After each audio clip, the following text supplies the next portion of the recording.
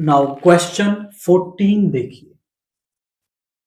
A unit vector a cap makes equal but acute angles on the coordinate axis. Coordinate axis पर equal acute angle बनाता है. The projection of a cap on the b vector. b vector पर a cap का projection मुझे निकालना है. तो आप ध्यान से समझें कि जो गिवन b वेक्टर है वो आपके पास ये दे रखा है 5i cap plus 7j minus k। अब कंसेप्ट को समझें कि हम क्या फॉलोअप यहां पे करने वाले हैं। जो a कैप है, मैं अगर कहूं कि LMN उस लाइन के डायरेक्शन कोसाइंस हैं, तो a कैप हो जाएगा l i cap m j cap n k cap. क्योंकि मुझे यूनिट वेक्टर निकालना है तो l i m j n k अगर उसके डायरेक्शन कोसाइंस है LMN, तो ये एक यूनिट वेक्टर हो जाएगा। और मुझे ये a कैप ही निकालना है। जैसे ही मुझे ये a कैप मिल जाएगा, फिर मैं इसका प्रोजेक्शन b पर निकाल दूंगा। अब ये एलिमेंट कैसे निकालने हैं, ध्यान से समझें। मान लो कोई लाइन L है जो x एक्सिस के साथ अल्फा, y एक्सिस के साथ बीटा और z एक्सिस के साथ गामा एंगल बनाती है। तो उसके L डायरेक्शन कोसाइन की वैल्यू क्या हो जाएगी, कॉस अल्फा। M क्या हो जाएगा, कॉस बीटा। और N क्या हो जाएगा, वो हो जाएगा cos gamma. And we know that ये हमें डायरेक्शन कोसाइंस मिल जाएंगे एंगल की फॉर्म में। अब वो कह रहा है कि इनका जो एंगल है वो इक्वल है, alpha beta is equal to gamma. और हमारे पास एक रिलेशन होता है L square plus M square plus N square is equal to 1। तो एल है कॉस स्क्वेयर अल्फा, ये है कॉस स्क्वेयर बीटा और ये है cos square gamma is equal to 1। अब बीटा और गामा की जगह मैं अल्फा लिख सकता हूं, ये मुझे गिवन है। Cos square alpha plus cos square alpha plus cos square alpha is equal to 1। 3 cos square alpha is equal to 1। Cos square alpha is equal to 1/3, which implies जो कॉस अल्फा है वो plus minus 1/√3 होगा।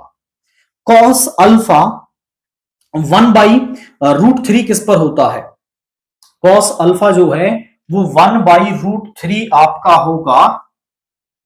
Okay, cos alpha की value मैं 1/√3 ले लेता हूं क्योंकि एक स्टैंडर्ड वैल्यू नहीं है। 1/√3 कोई स्टैंडर्ड वैल्यू नहीं होती कॉस पर, तो इसको ऐसा ही रख लो। आप बोले सर नेगेटिव साइन क्यों छोड़ दिया।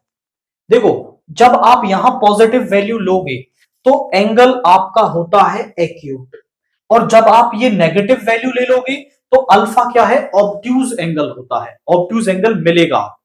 लेकिन उसने क्वेश्चन में हमसे ये कहा है कि जो एंगल है वो एक्यूट है, दैट्स वाई ये पॉजिटिव वाली वैल्यू ले लेनी है। मतलब कॉस बीटा भी इतना ही हो जाएगा और कॉस गामा भी इतना ही हो जाएगा।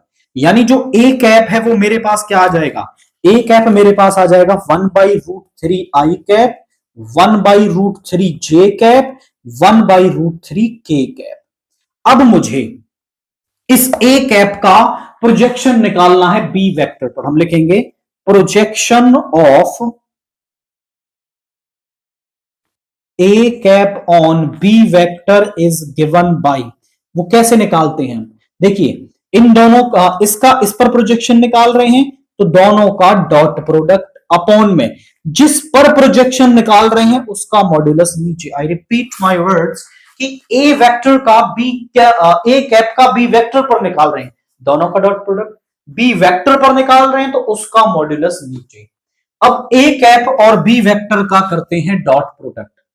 ए कैप है 1/√3, आई कैप 1/√3, जे कैप 1/√3, के कैप डॉट।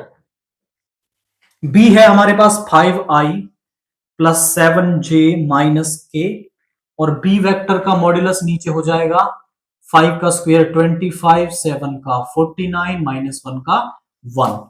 इसकी मल्टीप्लाई 5 से तो ये हो जाएगा 5/√3, 7/√3 और माइनस 1/√3। ये हो गया √75।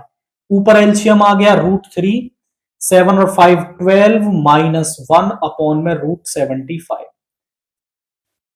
इसका प्रोडक्ट यहां पे हो जाएगा 11/3 × √75। दोनों पे एक ही बार रूट लगा सकते हैं। ध्यान से देखिए,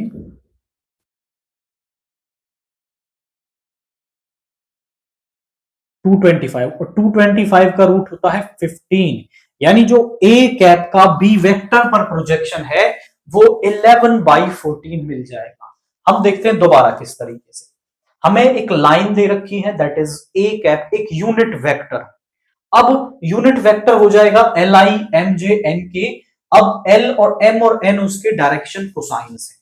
डायरेक्शन कोसाइंस निकालने के लिए अगर एंगल हमारे पास हो अल्फा बीटा गामा, तो cos alpha cos beta cos gamma उसके डायरेक्शन कोसाइंस होते हैं।